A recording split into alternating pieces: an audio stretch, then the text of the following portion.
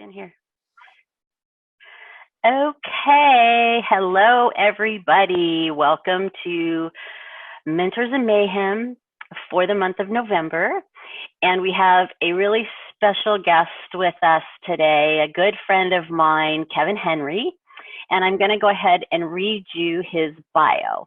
We're going to do something a little different today. We're not going to talk about the front office. We're going to go to the back office. Woo-hoo! We're going to talk about assistants.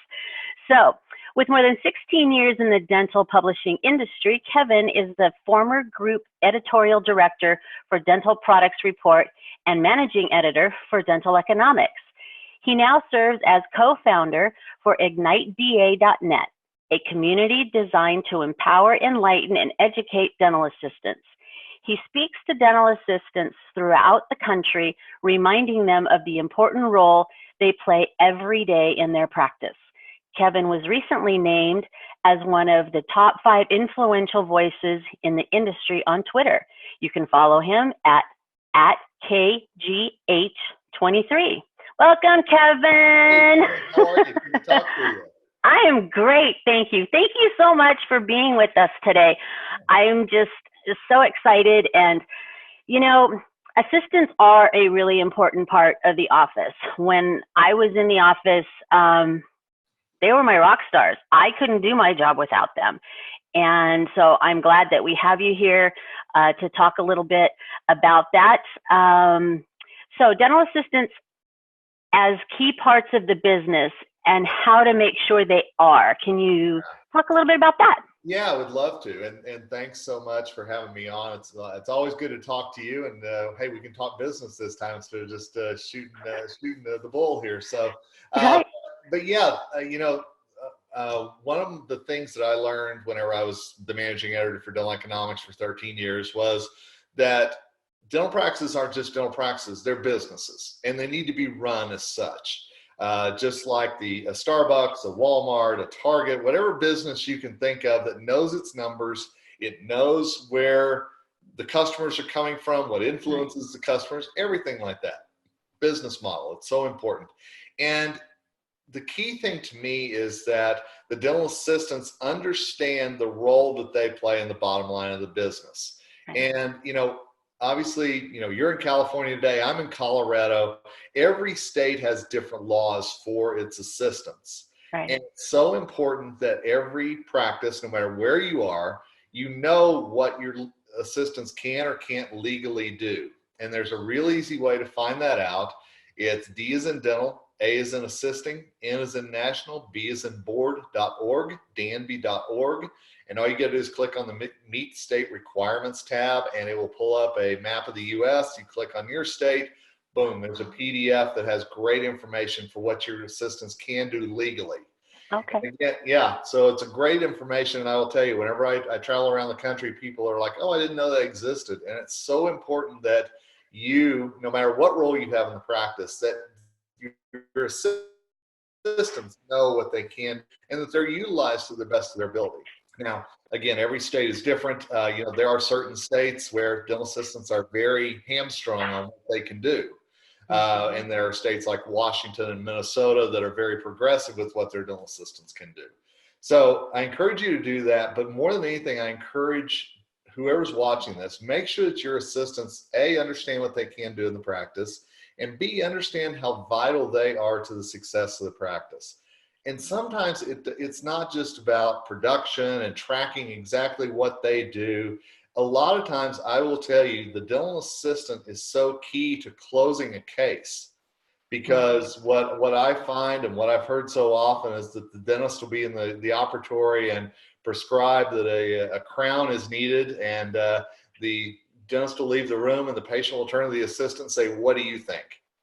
And at that point, that's when the assistant really has to have A, the confidence, and B, the knowledge to say, absolutely, Dr. Henry would not have prescribed this for you if he didn't believe this is what's best.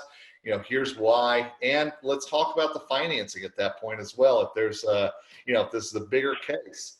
I will tell you from firsthand experience, my mom, needed some dental work done, and it was the dental assistant who first started talking to her about Care Credit.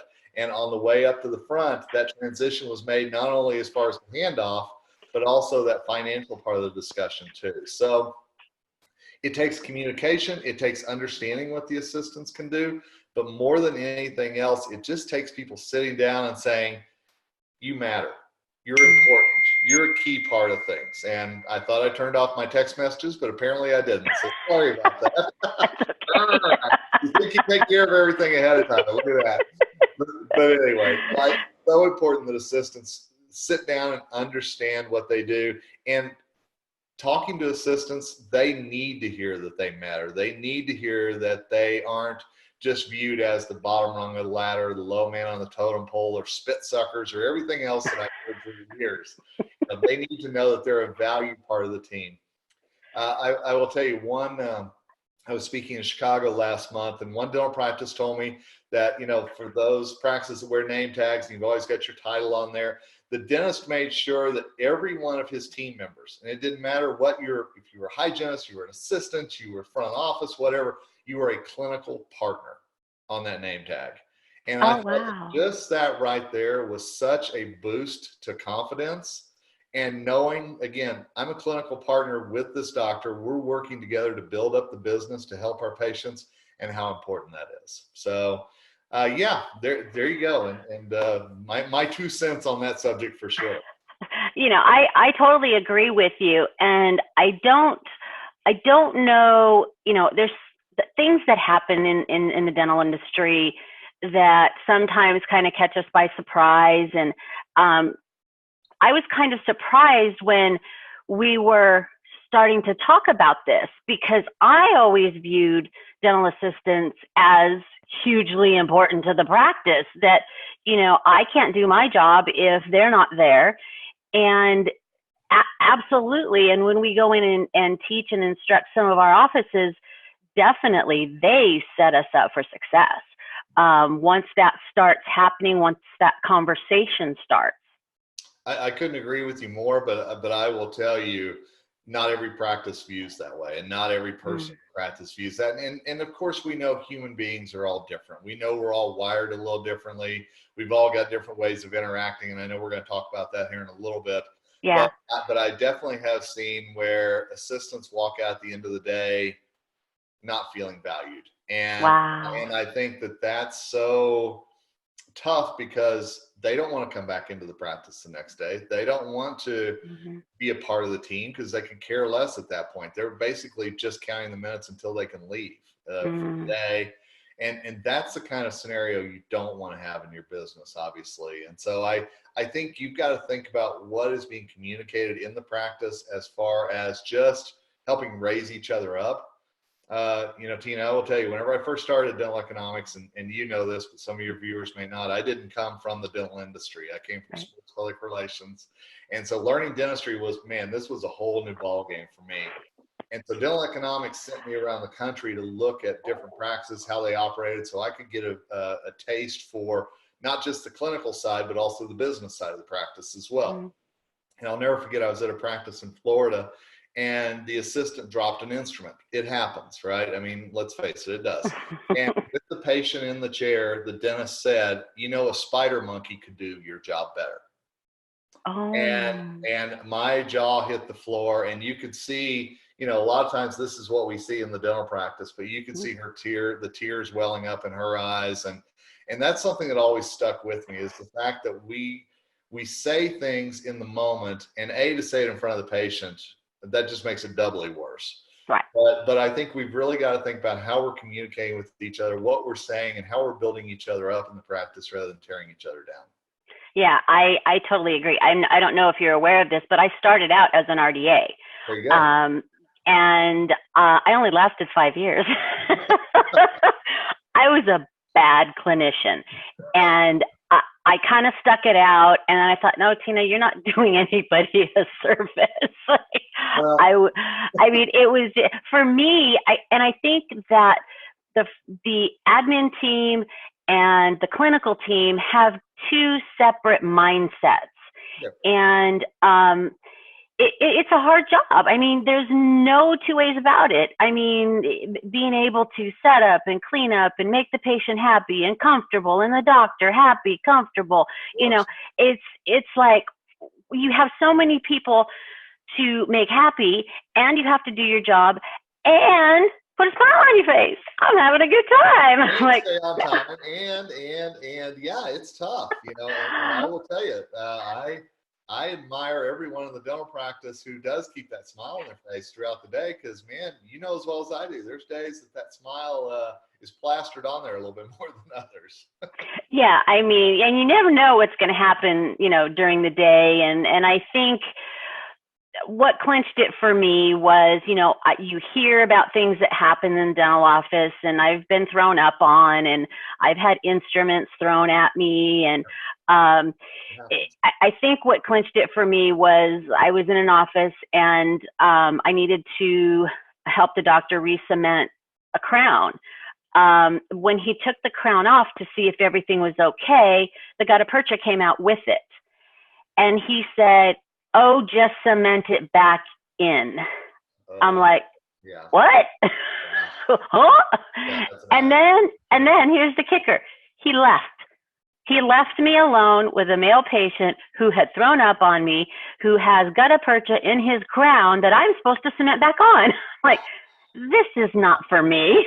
Yeah, and dental assistants go through some pretty nightmarish stuff, to be perfectly honest with you. And they are, often a psychologist, they're often a clinician, they're often a bartender listening. I mean, they wear a lot of different hats just in that short appointment time. But yeah, the gaggers, the white knucklers, the kids. I mean, let's be honest. There's a lot of things that I think a lot of dental assistants, you included, to learn your wings in heaven. Just up with that, I didn't do much. I only did it for 5 years, and I quit. Well, that's 5 years. You can still say I did it. My God, So let's talk about the one word that a dental assistant should never be allowed to say. I'm curious. What is this? Yeah, so I'm a big and Tina, I don't know your taste in music, I've got to be honest, but I'm a big country fan. How about you? Yes. Okay. Yes. So, Eric Church. And Eric Church has a song that's called "Kill a Word," and it's an older song now. Yes. But it's still one of my favorites. And for those of you who don't know the song, in there he talks about all the words he'd like to suck out of the English language: hate, prejudice, cancer. There's so many words that he would like to never have said again. And for me, that one word is just. Because I have had dental assistants countless times come up to me and introduce themselves as just the dental assistant in the practice. And, my viewpoint is that whenever you say you're just anything, that you're demeaning yourself, not only in your own mind, but in the mind of the person that you're talking to. And, I'll never forget, I was speaking in Houston, and I was doing my assisting course, Battling and Beating the Demons of Dental Assisting. And I had that entire team on the very front row. I had the dentist, the hygienist, the assistant, the office manager. They were all sitting there. And at the end, they all came up to, say thank you for the course, which I really appreciated. But the last person to come up was the assistant. And she said, "Hi, my name is Mindy, and I'm just the dental assistant in the practice." And I took her aside, which scared her to death. She wasn't sure what I was going to do here, but I pulled her away from her team. And I said, "Please don't ever say that again." I said, "You've got to believe that you're the heartbeat, the soul, the backbone of that practice. And if you call in sick, it's a bad day in the practice, okay? Because nobody knows where anything is." So, and then they're going to call somebody like me to come back and pitch hit. And I'm like, front office worst nightmare right there. I agree with you. But I think that whenever you say you're just anything, it just cuts you down, and you've already got that defeated mindset, I believe, at least. And so that's one thing that I try to tell every dental assistant out there is to be proud that you're an assistant. You were joking a minute ago about being thrown up on and everything else. There's so many badges of courage, though, that these dental assistants get throughout the day, throughout the year. And I think it's a great time now that we're, and I was really happy that we're doing this webinar now because, the holidays are getting ready to hit. Then 2020 is going to be here. It's the start of a new year. It's the start of a new decade. Yeah. So look back at those things that you were proud of last year, not the things that you hated, not the things that you felt like you weren't good enough to do, whatever. Put all those negatives aside. And how do you build upon the positives for a new decade, a new year? And where do you see yourself wanting to be? And I think when you take that just and that limiting mentality out of your mindset and out of your vocabulary, it'll make a world of difference. Yes, I totally agree with that. I mean, it's just, we all, I think, and I think we kind of did it to ourselves, should be a team, but we're not. And sometimes, we get frustrated with somebody in the clinical team, or the clinical team gets upset with the admin team. And I think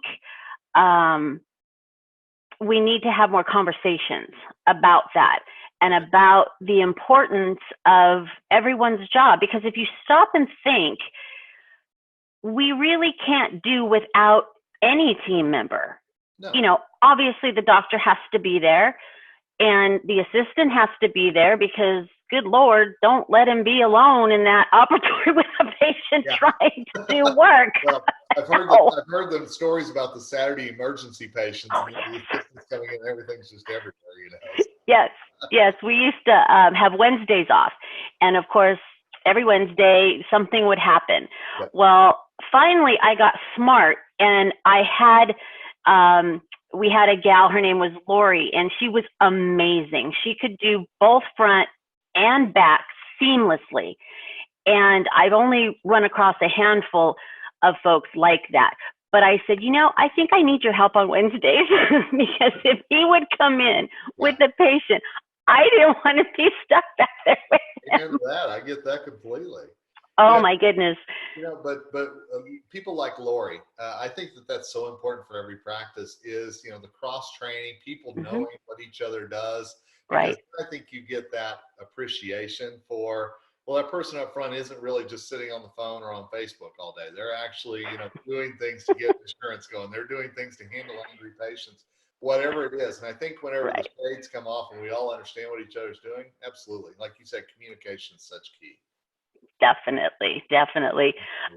So how do you think we can make that happen? I mean, I know in offices that I managed and worked in, it was doable for the most part. We would have our team meetings regularly, and I would meet with some of them privately and say, you really need to open up. You really need to communicate with us in the front office. Everybody is there to empower one another and to help one another. I obviously was not the one to call to come back in the back and assist, and everybody knew it. But of course, I did have those doctors that thought, oh, let's play a joke on Tina. And, they would be back there and doing a procedure that I wasn't necessarily familiar with, AKA root canals. Oh, Tina, hand me this. Oh, Tina, hand me that. I'm like, stop. I don't like this. And I'm sweating and I'm ready to pass it. And I don't know why. It's just weird. And anytime that we're out of our comfort zone doing anything, especially in the dental practice where a patient may be waiting or a doctor's like, time is money, let's keep moving, whatever it is, it puts a huge amount of stress. But I think, it goes back again to, I'm a big believer in talking. And I know that sounds crazy, and I know you all have heard this a million times, but, I always tell my assistants, does your doctor actually know what your favorite part of the day is?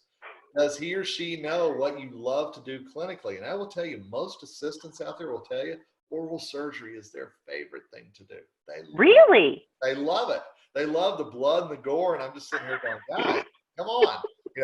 And so they're the ones watching the Halloween movies. I guarantee you that. But I always say, does your doctor know that? Because I know so many dentists who I've talked to with dental economics, and they've told me, you know what, my assistants are just there to collect a paycheck. And that's first of all, wrong mindset, because we know how much assistants make. Let's be honest here. And second of all, I don't think any assistant is there just to make money. I think an assistant is there for the same reason a lot of doctors are there. A lot of hygienists are there. They want to help people. They want to be an advocate for somebody's oral health. And so I think sometimes it just takes us sitting down and going, what do you love to do? What do you want to do more of? And how can we make that happen in 2020 together? And there's so many classes out there. There's so many online learning opportunities, lunch and learns, things like that, where you can learn something better to improve your clinical skills. And I think that's Right. important, but you got to tell what you love to do, and you got to listen to what that other person's saying they love to do as well. True. I mean, it's so simple and it's so true. Yeah.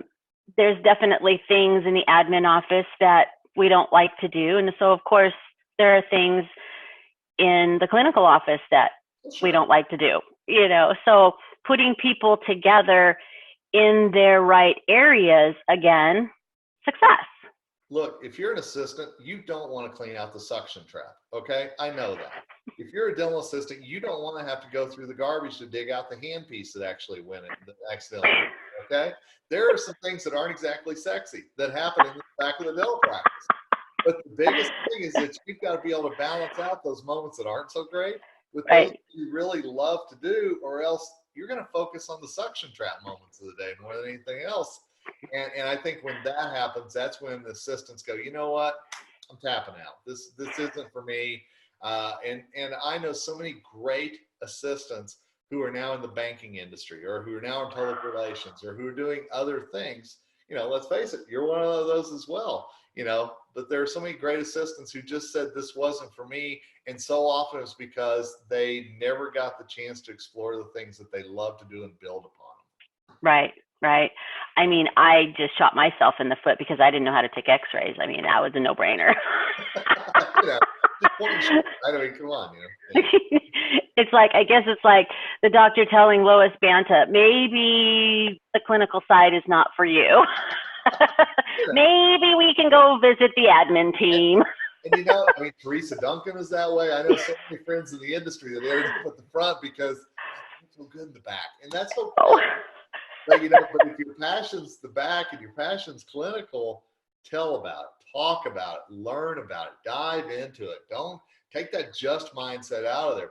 Take the limits off yourself. But a lot of times it's going to take you actually having the courage and the guts to say, if I could plan my day, it would have a lot more than this in it. Right. And another thing, that we talk about a lot when we do training in offices is when we're setting up the schedule. I would go into our morning meetings and I would say, assistant, Sandy, where do you want the emergency patient? I am never going to put an emergency patient in where I think an emergency patient should go, because it'll be wrong. And I need feedback from them as to what's going to work for them. Is it 11:30 right before lunch?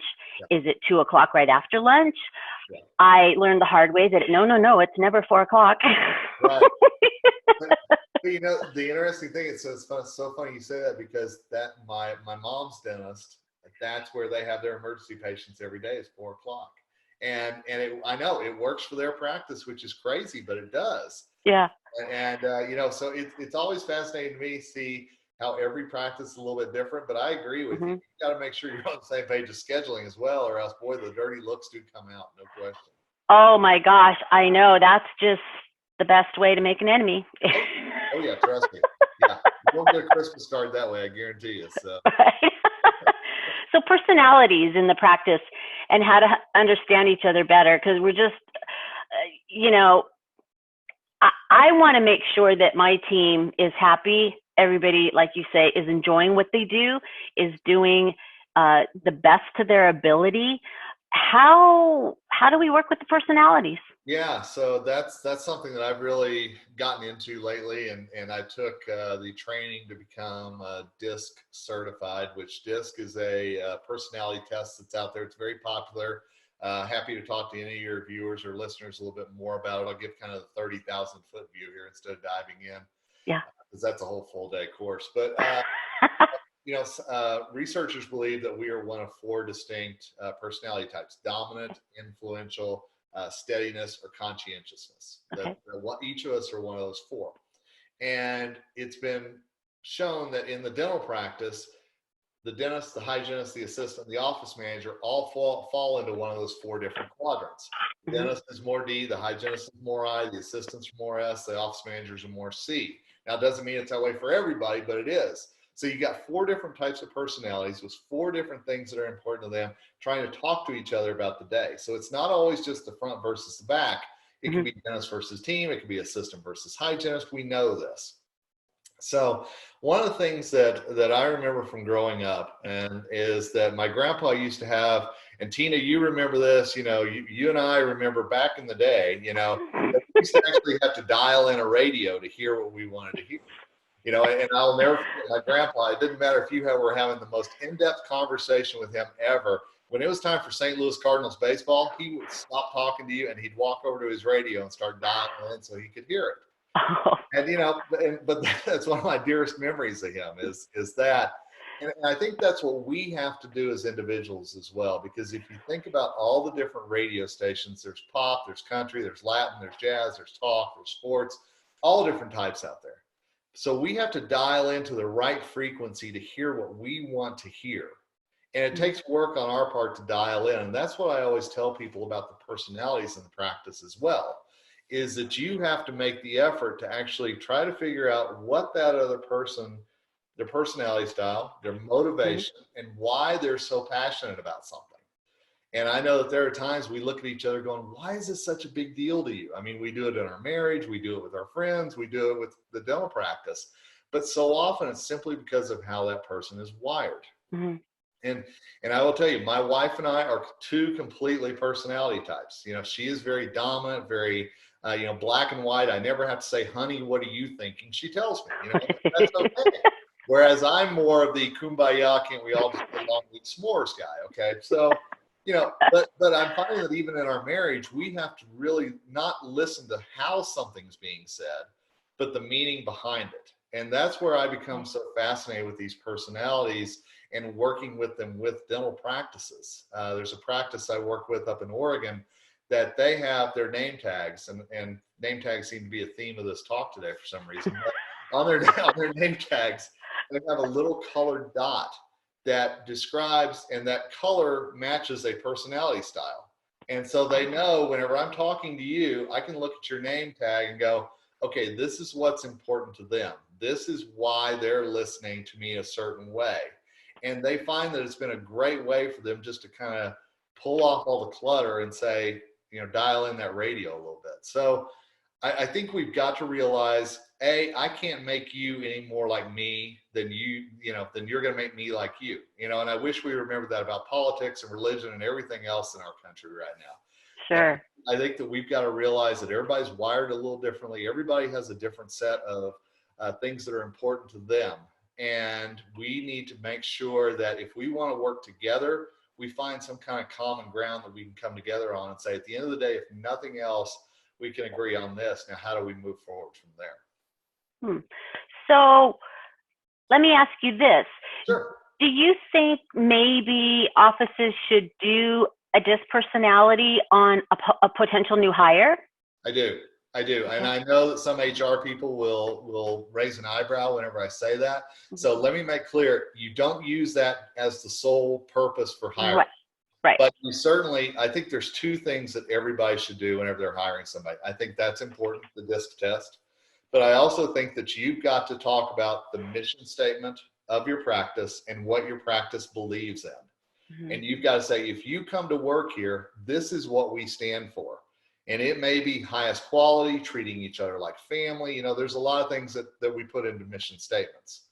I think at the end of the day, that new hire, you've got to know, A, are they going to fit in? And B, they've got to know, this is what we come to work every day for. Are you a part of that? And will you be willing to be a part of that? And I think it's a very honest, upfront conversation. And I also think that when you use these personality tests with each other in the practice, as well as with a new hire or somebody that you're bringing in, that you see not just, well, their personality doesn't match ours, forget it. No, they could bring in a unique set of values and a unique mindset.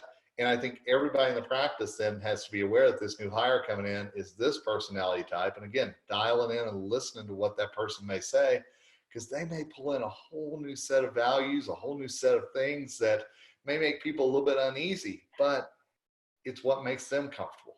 And it what makes them feel like that they're contributing. So I think that's important. So is there, you kind of went over it real quick. Yeah. The types of the doctors, the hygienists, the clinical team versus the admin team. So what are those again? So the D often falls to the dentist, the dominant, the very focused, time is money, keep moving, things like that. Now, again, this does not apply to everybody, but majority. I's are your hygienists. They love to interact. They love to be a part of things. The S's are the assistants, which are much more compassionate, much more listening to the story, getting thrown up on and going, well, I'll still come back to work, And then there are the C's, which are up front, which are concerned about the logic, the money, the whole business of the practice. So, again, everybody's got something that's important to them. Mm-hmm. Everybody has something that they're bringing to the table. And as we talked about earlier, how do you listen to each other and know that the doc may be very black and white about things, mm-hmm. but it's not that he doesn't care about feelings. This is just how he wants to get through the day. And if I'm a very emotional type of person, how do I realize that and get on the same page with him to move forward? Right. And I know that not everything goes together just right, because I've taken this test many times. Yep. And I think, I was once told the older you get, it changes and this kind of thing. Mine has never changed. Really? Okay. It's always been a high I. Okay. And so I would be questioned as to, why are you in the front office? Why are you a part of an admin team? And can you collect money? Can you kind of thing? Yes, absolutely. And one of the things that made me feel better about leaving the clinical team and moving toward the admin team is I would much rather ask you for $80,000 for your treatment, than sweat in the back. Yeah.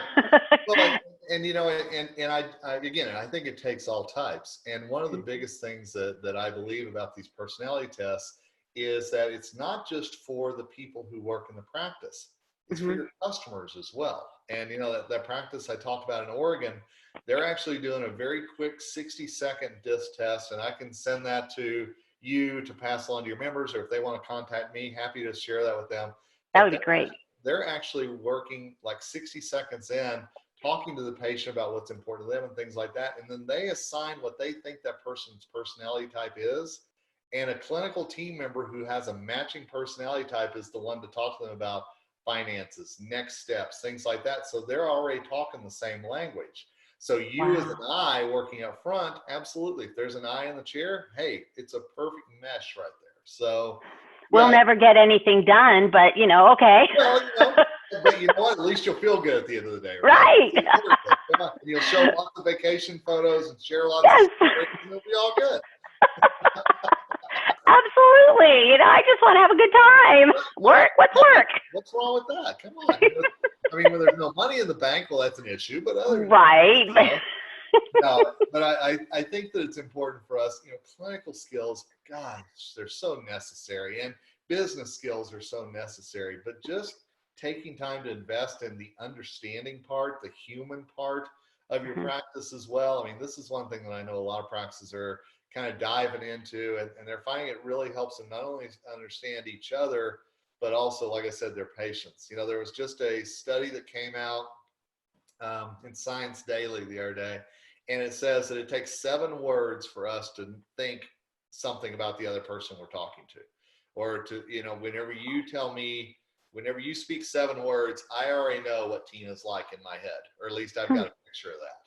And that's interesting. It is, and sometimes obviously those are way off, but at the end of the day, if there's something that we can probably pick up on the person we're talking to, and we have a good idea of how DISC works and how personalities are, then, I think it can be used as an advantage, a non-manipulative advantage. I want to make that clear, but just an understanding advantage. Right. So how can we as the admin team support our clinical team, our assistants? I think it boils back to, let's talk. Let's figure out what are the things, let me back up because I'm going a mile a minute here in my head. One of the biggest things that I hear so many consultants go in and they focus on in the practice is what's pulling them apart. And they're trying to focus on the different things. And there's nothing wrong with that. But my biggest belief is let's start with the common denominators in the practice. Let's start on the things that we can all agree upon. And then how do we build on that? And how do we make sure we're all on the same page on at least one or two things? Because I think if we start focusing on what everybody believes in, what everybody can support, a lot of these other things maybe can fall by the wayside. And that goes back to what we were talking about earlier with just having a knowledge of if I'm an assistant in the back, and I think, Tina, all you do all day up front is just talk to people. And I tell you what, I get so tired every time I come up here talking to somebody. You know, I wish I could just sit around and talk to people, you know. And I think that it's so important for us to know that when Tina's talking to somebody, it's to get money out of them or to get information out of them or to clear up an insurance hurdle or whatever that is. Right. And so I think that sometimes it's just knocking down some of those silly thoughts that we have in our head, some of those silly presumptions about what each other does. And, you know, hygienists are not divas. Dental assistants are not spit suckers. Dentists are not, you know, slave drivers. I mean, there's a lot of things that we think automatically in our head, but whenever we can peel that away and find what's really at the core of somebody, it makes a difference. True. Yeah. Very, very true. Yeah. And I'm a big believer, you know, and with a degree in PR, I know I'm a talker, and, you know, but I think it's important for us to sit down and really learn about each other. And when you know what drives that other person, what motivates that other person, what makes them tick, man, all of a sudden your relationship changes so much. And I think that's important. Right. You know, it is important to, like you said, get to know one another, know how we think, know what we like, what we don't like. I mean, we spend a lot of time during the day in the office with those folks. And go ahead. I was going to say, and they become family. But this is going to sound weird after you just said that, but I'm also a big believer you don't have to like everybody you work with. Mm-hmm. I think you have to respect everybody you work with. True. But I don't think you always have to go out for beer and bowling and do everything afterwards, you know. And I know so many dentists focus on, oh, we want to be family, you know, and that's great. There's nothing wrong with that. But at the end of the day, I'd rather have a team that respects each other than a team that treats each other like family, because we know sometimes at the holidays, those family gatherings get a little crazy. So yes, they do. I'd much rather have respect as the line. Oh, you mean you don't have a perfect family like I do? Since Dana's going to watch this, I have no comment on that. So we'll move on. That's awesome. We always love our family, but we know every one of us have warts at some point, you know, hey. Yep. So we still have a little bit more time here. What else can you share with us? Yeah, you know, I will share one thing with you. So one of the biggest misconceptions that is out there is that, well, if you throw a dental assistant some more money, they're going to stay. Or if you throw a dental assistant money, they're going to be happier. And it's not that. I will tell you, I've done so many surveys with my dental assistants through Dental Assisting Digest and Ignite DA and so many other ways. And what they tell me time and time again is that money's great. Don't get me wrong, but it's a Band-Aid, you know, and so often the Band-Aid doesn't last that long, because if there's not mutual respect in the practice, if there's still things going on that are demeaning, you know, you talked about the instrument being thrown. I've said, you know, I told the story about Florida, you know, I know that is often the exception rather than the rule. Yeah. But I also know that there are times that a bad look, you know, a scowl, a slamming of a door, you know, whatever can contribute to somebody walking on eggshells during the day and being scared that they're going to make a mistake and then almost forcing themselves into making it, you know, instead of just being comfortable and easy and feeling like they're really making a difference. So right. My advice to you, I've done a couple of webinars lately with other people about how to hire and retain quality assistants. And the biggest piece of advice that I will tell all of you is whenever you're looking to retain those assistants is find out what their passions are. Find out really what they want to do in their career.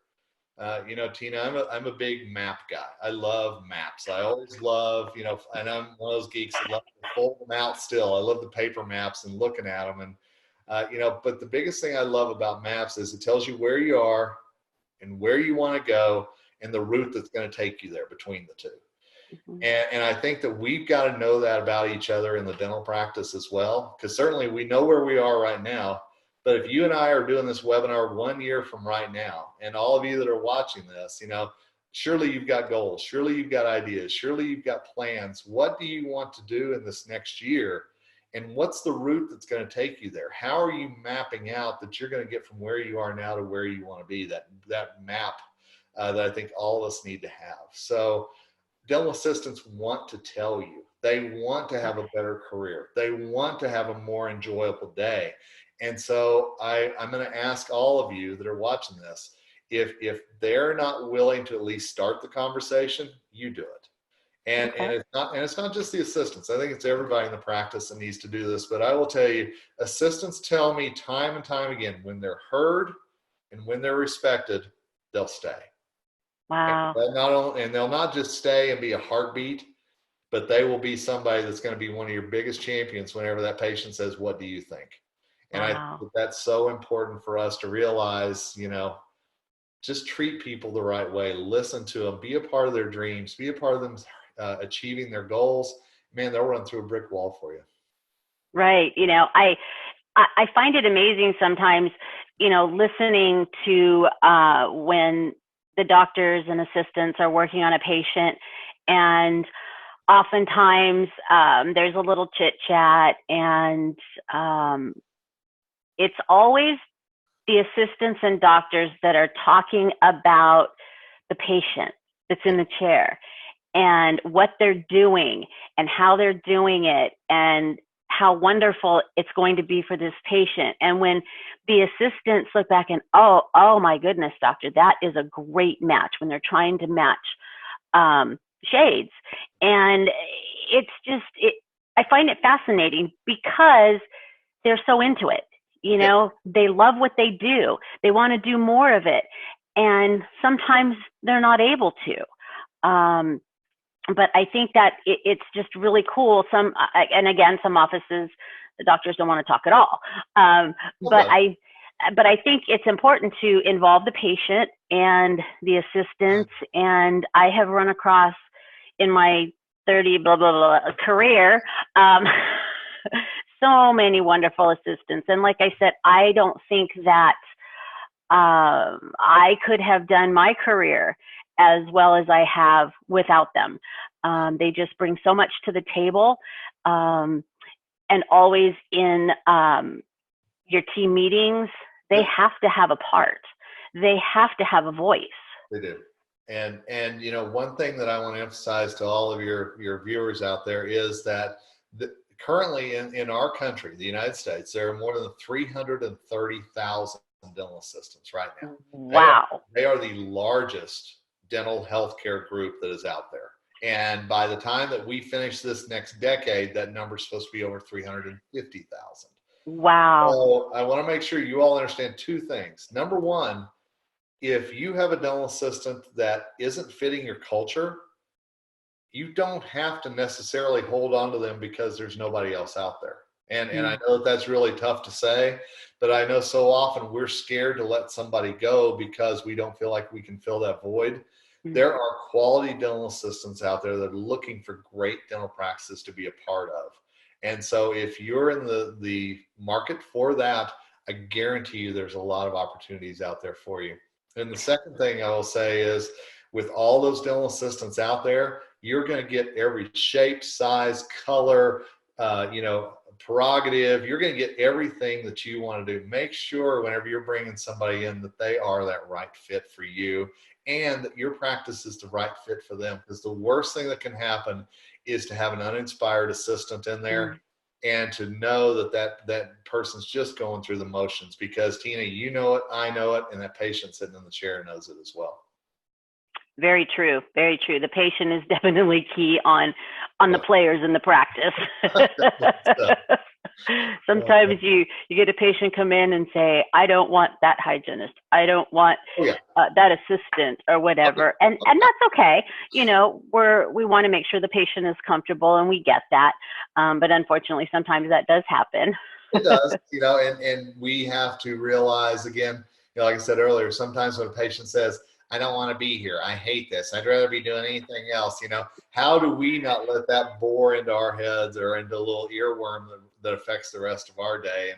God bless all of you dental professionals that hear that every frickin' day. Things to help those patients have the best oral health that they can. I apologize for that. And that's what it's all about. We're here for the same thing, the same reason. We're vested in our oral health, and we want to make sure that everyone else is aware. And with science and medicine and things happening these days, things are coming out pretty quickly. It didn't used to, but it's good, and it's a good thing. And I think the more educated we are about our oral health, and hearing it again from multiple people in the office, from the doctor, from the assistant, from the hygienist, from the admin team, it's very, very important for the patient because we're all singing the same tune. And we just, I think, want to make sure that everyone is happy and healthy and completely understands what is needed, what is necessary for them. Absolutely. And, and one last thing I'll throw out there is that, and you alluded to it, there's some amazing technology coming out. And those states, and again, danby.org, check and see what your dental assistants can and can't do. But dental assistants tell me time and time again, they are so interested in playing a role in technology. And in today's dental practice, where intraoral scanning is a possibility, where 3D printing is coming down the line, they just in England last week announced that they are starting to produce 3D tissue the blood vessels can actually go through. I mean, wow. We are at the point of some amazing things in our industry, and these dental assistants are going to play a key role in that. But the key is that they've got to A, be excited about it, and B, be knowledgeable about it. And a lot of times it takes everybody in the practice encouraging them to step up their game and encouraging them to be the best that they can be. And for you all to remind them that you believe in them and that they are by no means just a dental assistant. Absolutely. I totally agree. And I am so happy, Kevin, that you're bringing this to the forefront because like I said, I guess I was a little naive in the area, and I see you speaking all over the country, and I'm like, oh my goodness, what have we done to these poor dental assistants? It's like they're so important. And so, I mean, like I said, you can't run a day without them. You can't. And so many times, my sessions are almost 3-hour group hugs, but I think they don't often hear how important they are. And right. Some of you are kind of rolling your eyes whenever I say that, but I will tell you, all of us need to know that we're appreciated. All of us need to know that we matter. I think that's what gets all of us through the day. So just make sure not only your assistants, but everybody in your practice knows the vital role they play. Because at the end of the day, it's not just the doctor's bills that get paid with the production and everything else. It's every team members as well. True. So we have just a couple more minutes left, and I'm going to go ahead and open it up to questions. We have a question. How would you handle conflict between two conflicting personalities? Boy, that happens all the time, doesn't it? And I will throw it back to one of my favorite movies, The Avengers. That whole series. And I know some of you are going, oh dear God, superhero. But if you look back on those movies, there were so many personality flaws that each of those superheroes had. And there were times that they did not get along in any way, shape, or form, let's be honest. But at the end of the day, they found one thing that they could all come together on, and that was Thanos being the big bad guy. And so many movies have that same kind of plot where everybody comes together after disagreeing or hating each other, but they find something that they can agree upon. And that's one thing that I would encourage practices to do the same. It's what's that one thing in your practice that you can agree upon? Now, I will give you two options that happens in a lot of practices. Number one, patient care always comes first, no matter what. And secondly, the mission statement of the practice. So hopefully one of those two things can be used as a starting point. Now, I will also tell you that if you think of the dental practice like a business, and let's say, Tina, you and I are not getting along, and it's very obvious you and I are not getting along, then I have to have the guts to go up to you and say, Tina, you know what? We're not seeing eye to eye here. We're not on the same page. But you know what? It's not just affecting us, but our customers, our patients can feel it as well. They can feel that there's something going on in the practice, And you and I have to put an end to that. So how can we move forward? And I know that you're going, oh, that's never going to happen. People won't do that. But you know what? When you put, it's not a I'm right and you're wrong, but it's a we have to do this to grow our business. We have to do this because it's hurting our business.